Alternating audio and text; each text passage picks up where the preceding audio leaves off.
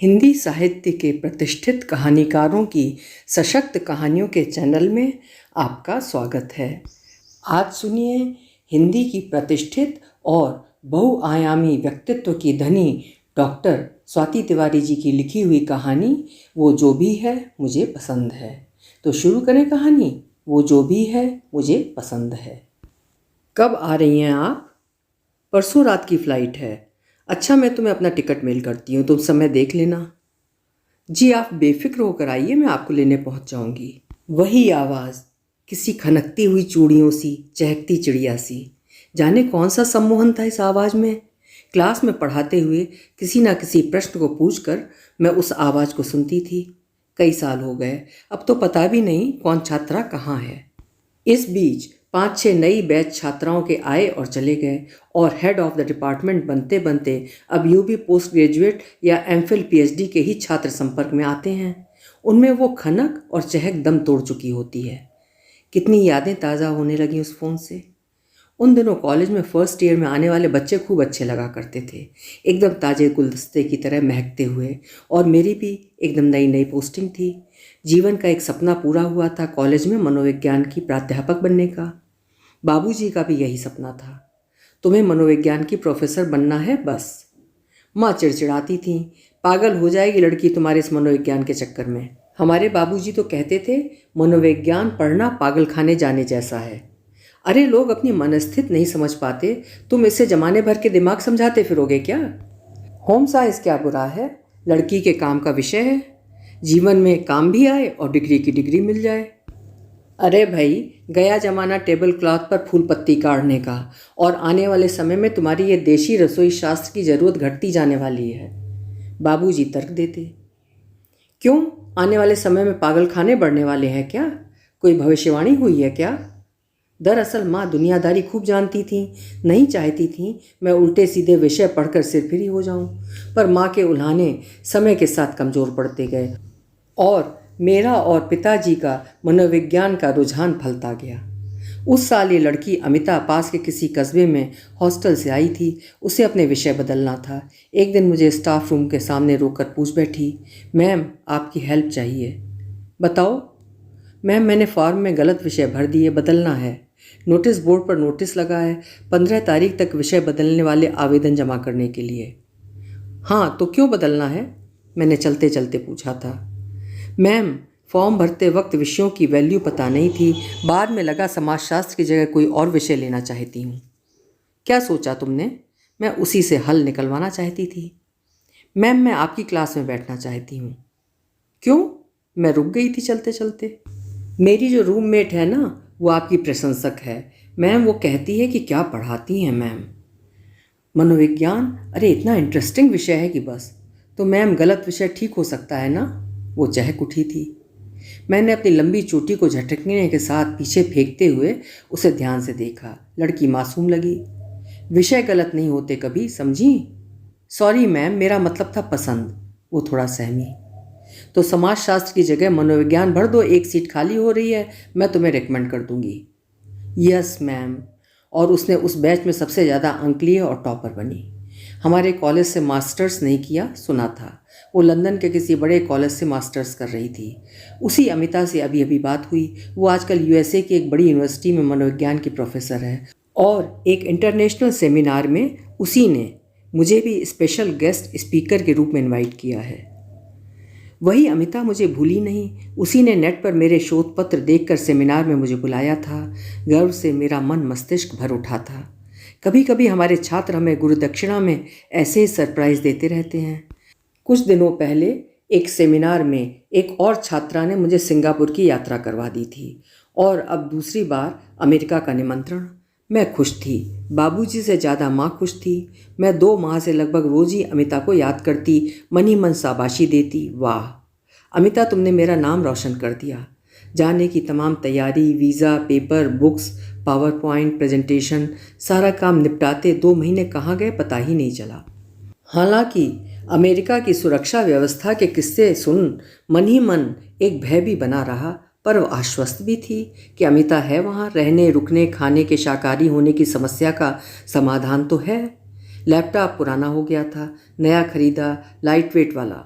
नई जीन्स, कुर्ते, सूट खरीदे, प्रेजेंटेशन के लिए बॉर्डर वाली साड़ी, सब तैयारी जैसे उत्साह से भरी हुई थी। थोड़ी देर में अमिता का फिर फ़ोन था। मैम, आपको JFK इंटरनेशनल एयरपोर्ट पर उतरना है। इमिग्रेशन का फॉर्म भरकर मैं मेल कर रही हूँ, आपको आइडिया रहेगा। ठीक है अमिता, थैंक यू। हाँ मैम, याद आया, आप कोई भी सीड्स वाले आइटम मत रखना। लिक्विड, अचार, स्प्रे सब लगेज में डालना। स्वेटर, शॉल साथ में रखना।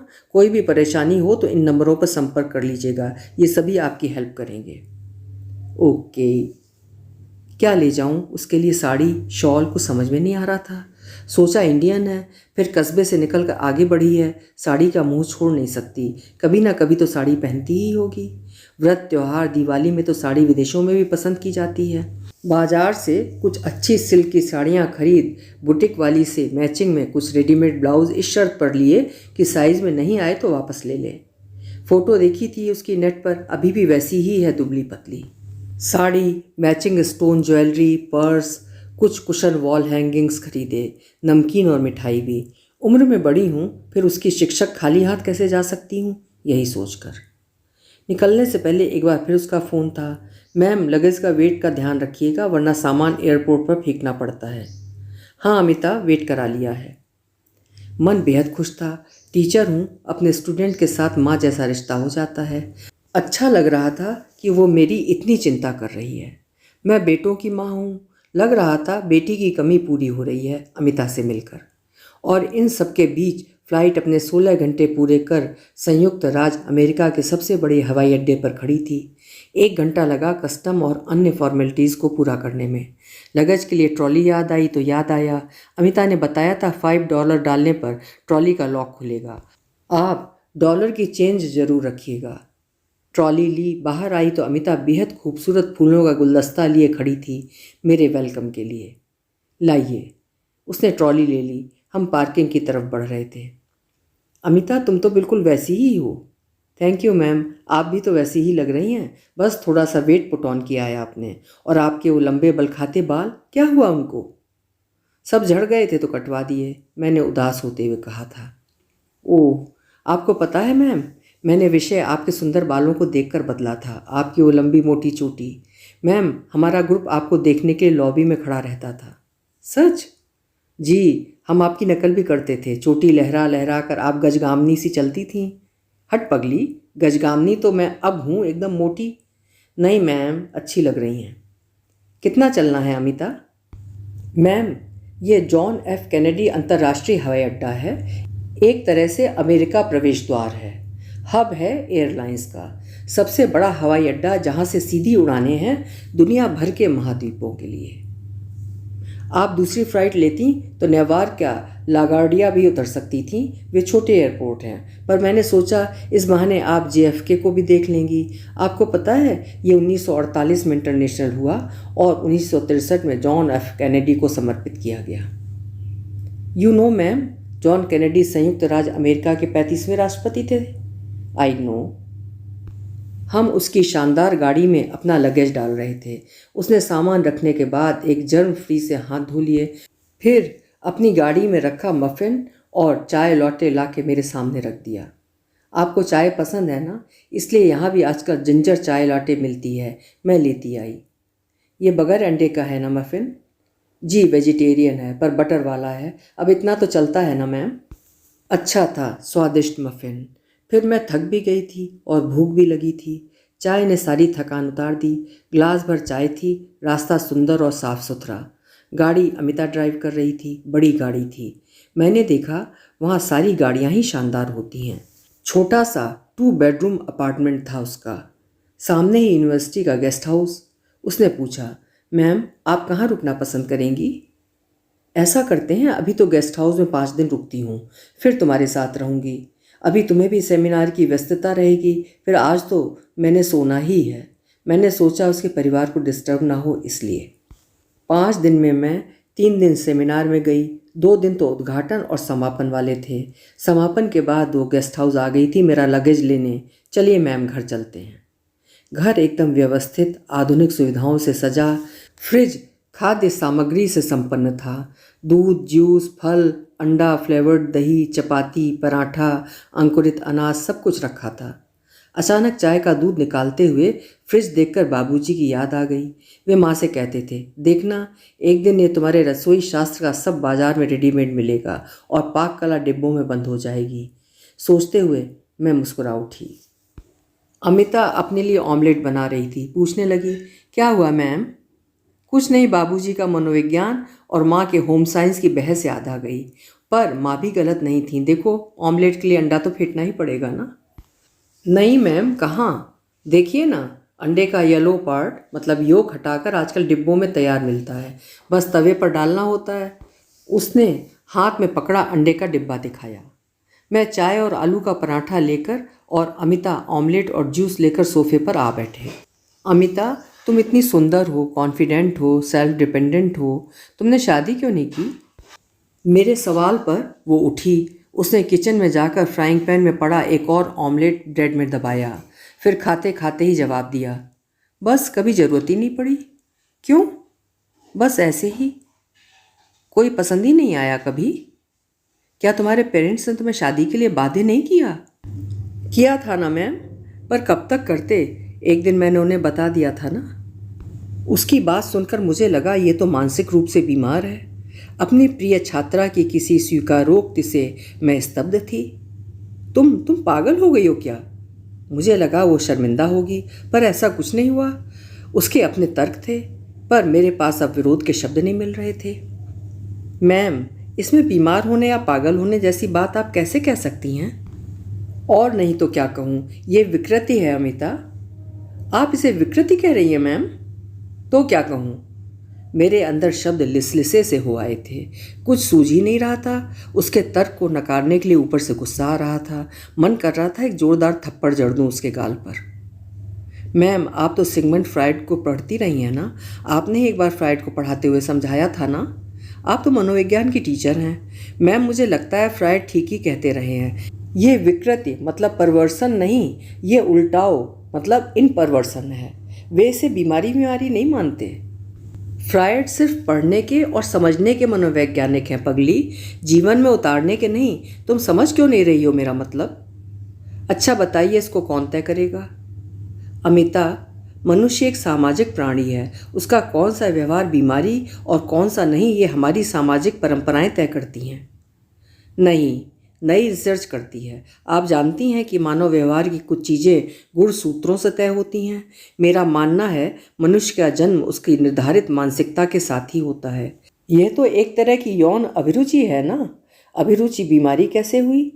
मैम, आप माने या ना माने, पर मेरा मानना है सब केमिकल लोचा ही है, हमारे हार्मोन्स पर निर्भर। मैं विचलित हो रही थी, तय नहीं कर पा रही थी कि फ्रायड को कोसूं या इस पगली को, जो फ्रायड को इस हद तक। पहली बार मुझे लगा मनोविज्ञान को सब्जेक्ट की तरह पढ़ाया जाना शायद खतरनाक और घातक भी हो सकता है, अगर समझ कच्ची या ज़रूरत से ज़्यादा पक्की हो तो। मनोविज्ञान आज पहली बार मुझे माँ की शब्दावली से मिलता जुलता लगा। ऐसा विषय ज़्यादा पढ़ लो तो पागल खाने जाना पड़े। माँ को इस विषय में जानकारी उस जमाने में थी, इसका मतलब है माँ के पास एक तीक्ष्ण पाठकीय विलक्षणता थी। वे अपनी चिंदी जैसी छोटी मोटी फुर्सतों में भी किताबें पढ़ती रहती थीं। खूब लेखक पढ़े हैं उन्होंने, शायद सात्र और सिमा ने भी। पहली बार माँ की वैचारिक प्रज्ञा पर गर्व सा हुआ। अमिता, मैं विश्वास नहीं कर पा रही हूँ तुम्हारी बात का। यह नैतिक नहीं है और ना ही प्राकृतिक। तुम इसमें कहाँ फंस गई? इसमें नैतिकता और प्राकृतिकता जैसा नहीं है मैम। ये सब हमारे भारतीय समाज के ढकोसले हैं, परंपराएं खुद बनाते हैं, पर वे सबके लिए प्राकृतिक नहीं होती मैम। अनिच्छा के रिश्ते भी तो नैतिक या प्राकृतिक नहीं होते ना। हाँ, सो तो है। नहीं, मैं तुम्हारे तर्कों का समर्थन कैसे करूं? मैं इसे हमेशा गलत और विकृत संरचना मानती हूँ। मैम, बुरा मत मानिएगा, पर किसी के मानने या न मानने से व्यक्ति की प्रवृत्ति को नहीं बदला जा सकता। आप तो विशेषज्ञ हैं मनोविज्ञान की। आपको मानना चाहिए कि प्रत्येक सेक्स क्रोमोसोम में, चाहे वो XX हो या XY, उस आवेग का शारीरिक आधार निहित करता है जो विकासमान व्यक्ति का मेल या फीमेल होना निश्चित करता है। ऐसे में जब दो अलग अलग वंश जातियों के दो व्यक्तियों का संयोग होता है तो उसमें अक्सर संतान स्वाभाविक नहीं होती। कई बार लड़का है पर उसमें लड़कियों के गुण ज़्यादा होते हैं, यानी नर संतान में भी मादा के स्वभाव की प्रवृत्ति हो सकती है। आपने उस रिसर्च के बारे में पढ़ा ही होगा जो पंखियों पर की गई है। इस प्रकार की प्रवृत्ति में दो तरह के भाव पैदा हो सकते हैं, एक प्रबल और एक दुर्बल होता है। हमारी बात को अमिता ने वहीं विश्राम देते हुए पूछा, क्या आपने मुझसे पहले ऐसा कोई केस देखा? नहीं, मैं प्रोफेसर हूँ, डॉक्टर नहीं। एग्जैक्टली, यही कारण है आप प्रोफेसर यानी शिक्षक जो अपने विद्यार्थी का चरित्र गढ़ रहा होता है, वे अपने प्रिय विद्यार्थी को आदर्श देखना और बनाना चाहता है। आपको इसीलिए इतना अजीब लग रहा है। क्या अजीब अमिता? मैम, आपको पता होगा कि ये व्यभिचार नहीं है। ये प्रवृत्ति बचपन में अक्सर यंग एज या टीनेजर्स में ही प्रकट हो जाती है। दूसरी महत्वपूर्ण बात और सुन लीजिए, मैंने खूब पढ़ा है इस पर, मेरी रिसर्च भी चल रही है। जानती हैं आप रिजल्ट क्या आ रहा है? क्या?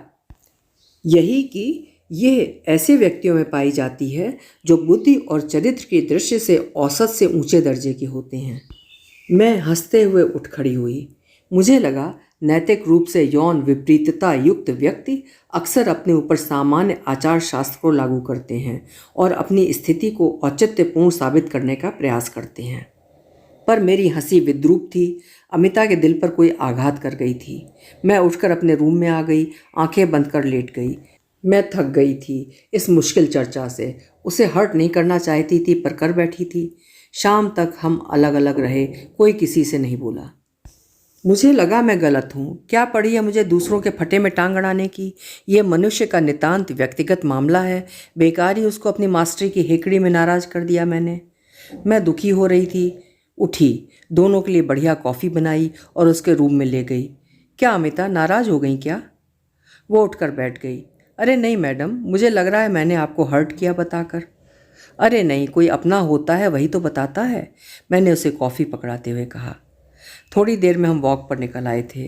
रास्ते में अमिता ने मेरे वैवाहिक जीवन पर ही सवाल पूछ डाला। मैम, क्या आपको लगता है कि आप अपने विवाह से खुश हैं? अमिता, विवाह ऊपर वाला तय करता है और जोड़े तो स्वर्ग से ही बनकर आते हैं। उसमें खुश होने या ना होने की गुंजाइश कहाँ होती है? तो शायद असामाजिक या असामान्य कहे जाने वाले संबंध भी तो ऊपर से ही या भले ही किसी तरह से ही तय होते होंगे। वे स्वर्ग ना भी बनते हों पर उनकी दुनिया में जो है वो सिर्फ आनंद है, यानी स्वर्ग। पर जो स्त्री पुरुष के जोड़े स्वर्ग से आते हैं ना मैम, वे धरती पर कितने नरक पैदा कर देते हैं। लड़ते हैं, झगड़े होते हैं, बच्चे पैदा करते हैं, विवाहेतर संबंध होते हैं, फिर मर्डर होते हैं, बलात्कार होते हैं। क्या ये स्वर्ग है? अमिता अब भी अपने तर्क अपनी प्रज्ञा से दे रही थी और मैं अपनी ही धुन में उसके बताए नरक में स्वर्ग खोजती सोचती रही। हाँ अमिता, शायद तुम ठीक हो। एक बार फ्राइड ने कहा था कि अधिकांश विवाहों के भाग्य में आत्मिक निराशा और शारीरिक वंचना ही लिखी होती है। सुनो अमिता, हम भारत में अपने विश्वविद्यालय में एक सेमिनार करवाते हैं, उसे तुम कंडक्ट करोगी, मैं ऑर्गेनाइज करती हूँ। विषय क्या होगा मैम? सोचते हैं। मैम, विषय होगा मनोवैज्ञानिक विवाह, यानी रचनात्मक वैयक्तिक संबंध के रूप में विवाह साथियों के बीच एक सिद्धि है। उसके इस प्रश्न पर एक पल में मेरी नज़रों में अपना संपूर्ण वैवाहिक जीवन गुजर गया। मैंने उसका समर्थन करते हुए उसका हाथ थाम लिया। हाँ अमिता, बहुत ही धीमी गति से मिलने वाली सिद्धि, तभी तो विवाह को 7 जन्मों का कहा गया है। लोग कहते हैं किसी किसी को 7 जन्मों के बाद भी नहीं मिलती, ऐसी सिद्धि है ये।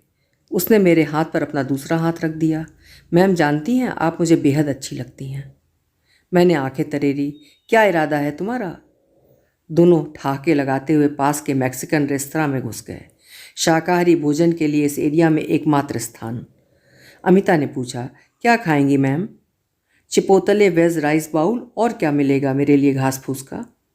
अरे मैम, चिपोतले अकेले नहीं, बरितो और क्लेफेती भी तो खाते हैं ना।